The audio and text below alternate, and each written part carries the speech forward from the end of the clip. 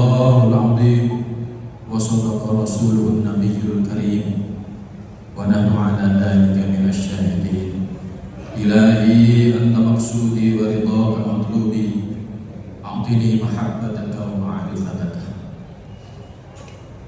Al-mukarramun, para alim ulama, para masyayikh, tentu saja yang senantiasa kami ta'zimi, kami hormati Umi Hidayati Ruhiyati beserta seluruh putra-putri, cucu menantu dan keluarga besar beliau, segenap wakil hakim, para pengurus dan seluruh hadirin ikhwan wal akhwat rahimakumullah. Izin dalam kesempatan pagi hari ini saya mendapatkan amanah untuk menyampaikan sesuatu yang tujuannya adalah semata-mata wa tawassaw bil haqq wa tawassaw bis sabr. Lebih daripada itu, agar kami pribadi selalu diingatkan bahwa kami, saya bukanlah siapa-siapa. Tanpa pertolongan dari Allah, tanpa wasilah dari guru kita, tentu kita ya seperti itulah adanya kita, tidak punya arti apa-apa. Maka tasyahkur kita kepada Allah Subhanahu wa ta'ala dipertemukan oleh Allah dengan orang pilihannya. Karena Allah perintahkan wattabi' sabila man anaba ilaihi, ikutilah jalan orang-orang yang telah kembali kepadaku. Dan alhamdulillah kita semua telah dipertemukan. Dengan siapa itu? Tentu saja dengan sanad terdekat dengan kita, Al-Mukarram Kiai Haji Muhammad Ali Hanafi Akbar. Hadirin Bapak Ibu sekalian, izin karena saya hanya untuk mengingatkan diri saya, terutama saya mencoba memberi judul apa yang kami sampaikan ini, setetes embun dari benteng. Setetes embun dari benteng. Salah satu cara Allah Subhanahu wa ta'ala mengangkat ilmu di dunia ini bukan dengan cara Allah ambil semua itu seperti hanya pohon ambil seakar-akarnya, tidak. Rasulullah Shallallahu Alaihi Wasallam menyampaikan sebagaimana muqaddimah tadi yang saya sampaikan, walakin yanbitul ilma biqabdil ulama, dengan mewafatkan orang-orang yang berilmu, orang-orang yang punya maqam, diwafatkan oleh Allah. Tanggal 9 Januari silam, mau tidak mau, suka tidak suka, rela tidak rela, kita harus rela, kita harus doakan. Guru kita telah dipanggil oleh Allah Subhanahu wa ta'ala.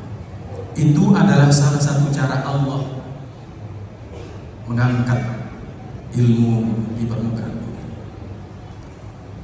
Oleh karena itu hadirin ikhwan akhwat rahimakumullah, mohon maaf kepada Umi. Beberapa waktu yang lalu kami disamperi oleh beliau. Beliau ngajak saya, ayo tampil aku. Ikut, diajaklah ke salah satu majelis. Setelah itu kita bantu. Pada hari Senin kemarin tiba-tiba Umi telepon WA saya, Ustaz, jangan ditinggal pondoknya.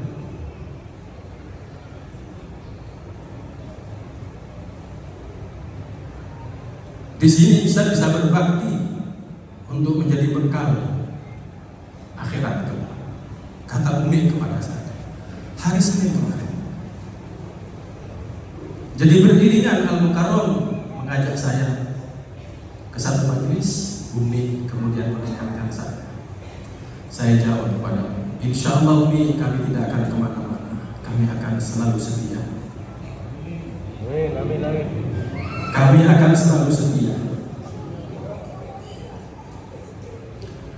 Oleh karena itu hadirin Bapak Ibu sekalian, dengan wafatnya Al-Mukarram pada tanggal 9 Januari silam, kita sekarang dihadapkan pada dua ayat Al-Quran paling tidak. Pada surat Al-Baqarah ayat 154 dan surat Ali Imran 169. Wala tahsabanna alladziina qutilu fi sabilillahi amwaatan bal ahya'un 'inda rabbihim yurzaqun. Janganlah kalian menduga orang yang meninggal dunia di jalan Allah itu meninggal seperti kalian. Tidak. Tetapi mereka 'inda rabbihim yurzaqun. Beliau itu senantiasa mendapatkan rahmat, mendapatkan karunia dari Allah Subhanahu wa taala. Sering disampaikan oleh Ustaz Irwan hadis Rasulullah sallallahu alaihi wasallam, al-mu'minuna la yamutu bal yubtiluna min daril fana ila daril baqa. Orang-orang beriman kepada Allah Subhanahu wa taala itu tidak mati hakikatnya, tapi dia hanya pindah dari satu alam ke alam yang kekal. Itu dia barzakh. Ma'asyiral muslimin rahimakumullah, ketika guru kita meninggal dunia, disadari atau tidak oleh kita, ilmu beliau bertebaran ada di mana-mana. Mengapa demikian? Sebab beliau telah menanam di berbagai tempat.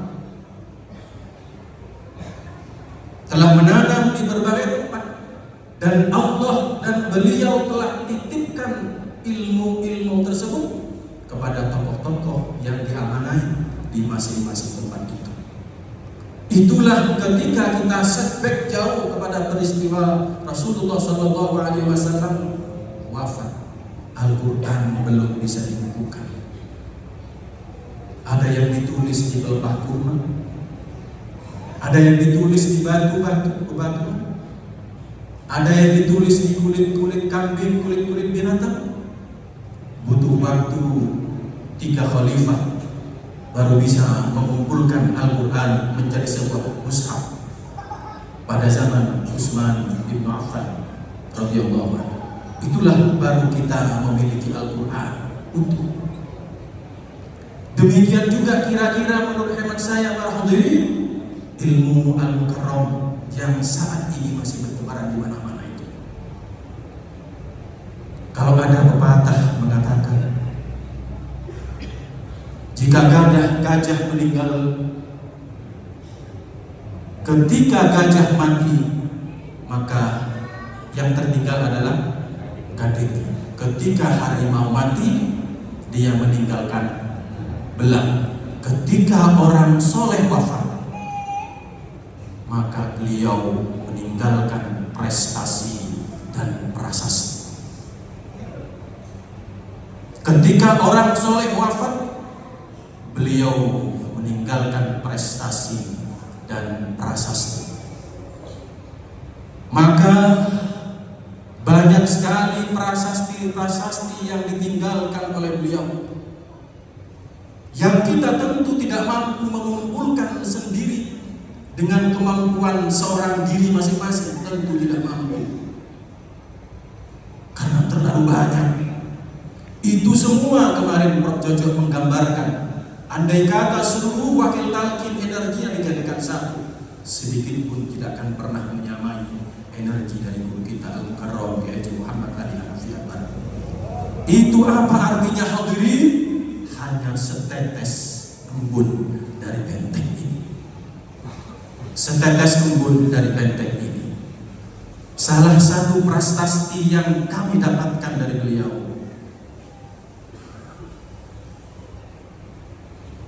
adalah kitab ini.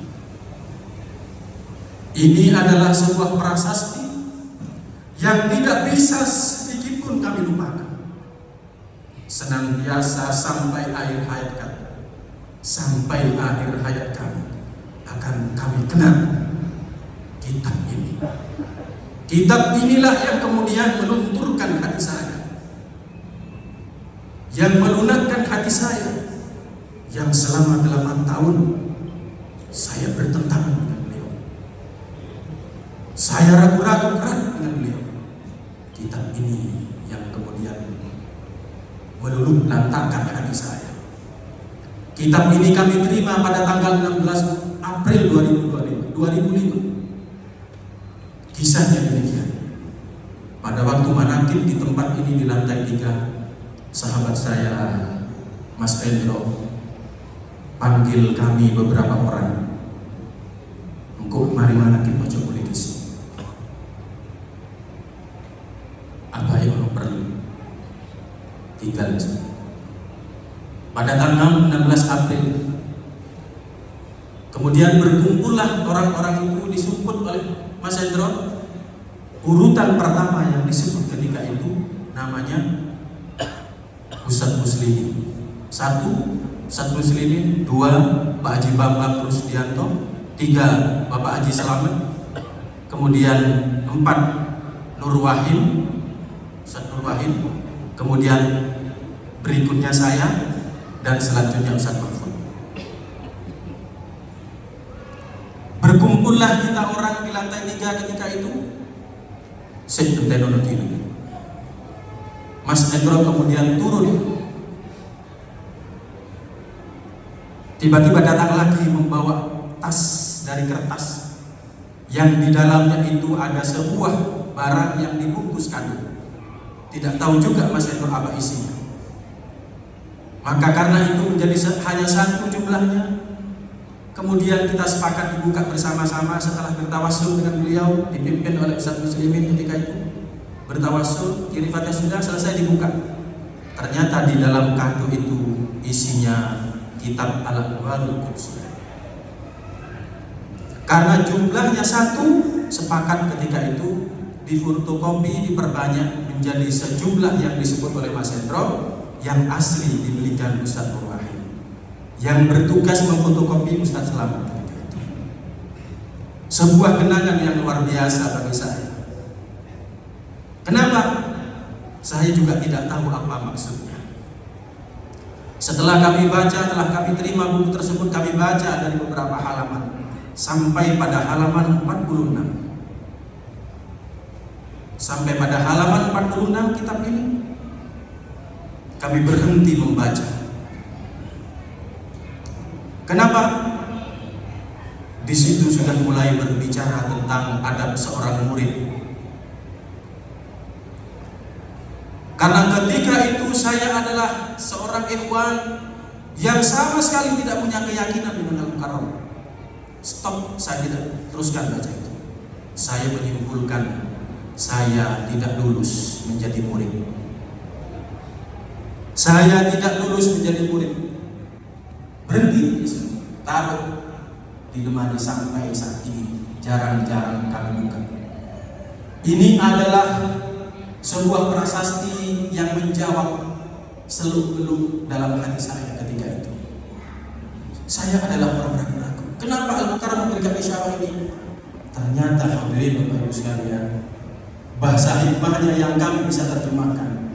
Percuma Muzaki itu 8 tahun ngikuti manakib, ngikuti pengajian khataman, percuma, tidak paham-paham, tetap aja ragu-ragu. Tetap aja ragu-ragu, percuma. Ya, bacaan sendiri. Itu isyaratnya kalau saya terjemahkan begitu. Percuma, coba kamu baca sendiri. Apa istilah? Ternyata bukan tambah faham, tambah mumet sirah ini karena kami tidak lulus menjadi murid ketika itu. Kemudian hadirin Bapak Ibu sekalian, sahabat yang setia dengan saya ini Ustadz Selamat selalu mengingatkan saya, kalau bisa sama nasi toko seminggu sekali. Kalau tidak bisa, usahakan 2 minggu sekali. Kalau tidak, usahakan 1 bulan sekali. Itu selalu mengingatkan saya begitu. Perjalanan kita dari Sidoarjo cukup melelahkan. Suatu ketika jam 11 malam saya naik sepeda motor, persis di Polda motor saya bocor. Nuntun sekian jauh bersama istri saya. Kebetulan istri saya kecil, kendaraannya itu Honda A800 kecil, tahunnya tahun kayak habis, bocor jam 11 malam, Masya Allah. Tapi saya mencoba merealisasikan saran-saran sahabat saya datang ke situ. Seperti itu. Nah, inilah hadirin Bapak Ibu sekalian, hal-hal yang semacam ini tidak banyak kita peroleh. Bahasa-bahasa ini, itulah yang kemudian sejalan dengan apa yang tertulis di dalam kitab Jami' Usul fil Awliya, bahwa seorang guru mursyid itu arifan billah. Seorang mursyid itu tentu ma'rifat kepada Allah Subhanahu wa taala, maqamnya di situ. Ayyakuna 'arifan bima yahtaju ilaihi al-murid. Dia mengetahui apapun yang diperlukan oleh murid-murid. Gejolak batin dari setiap murid-muridnya itu tahu. Cuman beliau tidak akan, guru mursyid tidak akan pernah berkata-kata dengan jelas, tapi dengan bahasa-bahasa. Ini contoh konkretnya, bahwa selama 88 tahun saya bertolak belakang dengan beliau, beliau menjawabnya dengan bahasa isyarat. Alhamdulillah, terima kasih. Kemudian 2 tahun dari 2005, persisnya 2007, acara manaqib di rumahnya Bu Hajareti di Lubak Baru, Surabaya. Pada saat itu Maulid Nabi Muhammad SAW. Tidak biasanya kalau Al-Mukarram belum hadir di tempat acara dimulai. Tapi ketika itu ada perintah dari Stotopo, laksanakan, mulai acaranya. Dimulailah acara tersebut oleh MC sampai pada mahallul qiyam. Suasana di majelis itu menjadi berubah, haru luar biasa, banjir air mata. Tidak ada sedikit orang pun yang tidak haru ketika, termasuk sekretaris Al-Mukarram almarhum Allahumma yarham Bapak Haji Adi Basu. Orangnya didukung, dia pun larut dengan suasana itu. Kenapa? Ternyata hadirin, pada saat itu di majelis tersebut tanpa diketahui oleh ikhwan, Al-Mukarram tiba hadir, jalan pelan-pelan di tengah-tengah ikhwan-ikhwan ketika itu. Semakin menjadi lajilah hujan air mata di mana ikhwan. Nah, kemudian kesempatan beliau persis duduk di depan saya. Kenapa begitu luar biasanya suasana ini? Adakah sesuatu yang sudah dipersiapkan oleh Al-Mukarram untuk merubah suasana tersebut? Karena pada saat itu saya tahu persis, mudah, tidak terlalu sulit orang ingin mendapatkan simpati dari orang lain. Ingin dibawa di hadapan orang banyak gampang. Ingin disegani oleh kebanyakan orang mudah. Karena kebetulan saya sedikit pernah mencium santren, pakailah alat yang namanya zimat. Orang teman-teman Madura pasti tahu yang namanya zimat. Gampang. Makanya kalau kiai-kiai, tokoh-tokoh, orang-orang panggung ketika kecil saya mudah. Dia kalau ceramah pakai jas, salah satu indikasi itu adalah media agar orang lain khawatir supaya berkarisma. Di dalam jasnya itu ada 5 saku, semua itu isinya zimat. Saku luar diisi zimat, saku dalam ada zimat, saku luar ada zimat. Itu semua, itu pada saat gampang. Saya pun pelaku, bahkan mohon maaf, saya juga produsen zimat. Saya ingin menguji kenapa Al-Mukarram begitu luar biasa ketika itu. Kebetulan momentumnya tepat. Al-Mukarram berdiri di depan saya. Saya cermati Al-Mukarram pakai kopiah hitam. Saya cermati kanan. Kalau ini agak tebal sedikit, berarti itu tandanya mungkin ada zimat pas. Kanan kirinya tak lihat, tidak ada zimat, tipis asli kopiah. Saya turunkan ke bawah pakai sorban. Kalau orang-orang pada zaman saya kecil itu pakai sorban warna hijau merek Kasbir, itu mudah sekali dikasih zimat dijahit di situ, ditaruh jadikan satu di mereknya. Al-Mukarram saya coba cermati zimatnya dari ujung ke ujung, tak puter ini, tidak ada. Kemudian turun lagi ke sirahnya Al-Mukarram, pakai kalung atau tidak? Sebab kalung itu bagian barang mudah, supaya orang melihat kita sudah di depan kita sudah kelihatan. Tidak pakai kalung. Saya turun lagi kepada kaos dalamnya Al-Mukarram. Kira-kira ada apanya kaos dalamnya Al-Mukarram? Saya cermati. Tidak ada. Sebab saya dulu, mohon maaf, kalau saya diamanati suruh nagih hutang, kaos dalam saya ikat, jadi kan saya ketika merongkol begini, berdekel begini, orang melihat dada saya sudah orang takut. Al-Mukarram itu tak isi zimat. Al-Mukarram tidak pakai itu. Saya perhatikan kaos baju Al-Mukarram, saku kanan kirinya tidak ada isinya apa-apa. Saya perhatikan cincinnya Al-Mukarram, cincinnya berubah-ubah karena hobi Al-Mukarram, permata. Tidak mungkin ya. Terus ke bawah. Pakai gelang kaki tidak ada. Artinya apa? Kenapa Al-Mukarram begitu luar biasa? Karismanya, karomahnya, wibawanya ketika berhadapan di tengah-tengah umat, itu artinya bahwa kewibawaan Al-Mukarram, karismanya Al-Mukarram bukan rekayasa, tapi sudah melekat menjadi satu di dalam dirinya. Ini adalah terkonfirmasi oleh kisah-kisah Al-Mukarram tatkala Al-Mukarram suka bertanding dengan pendekar-pendekar di Jakarta ketika itu. Ketika Al-Mukarram sebuah kesempatan selesai bertanding, malam harinya didatangi pendekarnya, kamu pakai apa itu? Kok kamu luar biasa? Sama dengan sampean. Sampean kan pakai asma. Saya pun juga pakai asma. Cuman bedanya kalau sampean masih memanggil Allah, kalau saya sudah bersama Allah. Itulah Al-Mukarram. Kiai Haji Muhammad Ali Hanafi Akbar. Maka bukan sesuatu yang berlebihan ketika Al-Mukarram berdiri menyampaikan sesuatu dimanapun berada, penuh dengan bahasa-bahasa hikmah, karena itulah Al-Mukarram, bukan rekayasa sedikit pun. Dari situlah hadirin Bapak Ibu sekalian, kami takluk dengan apa yang selama ini lakukan.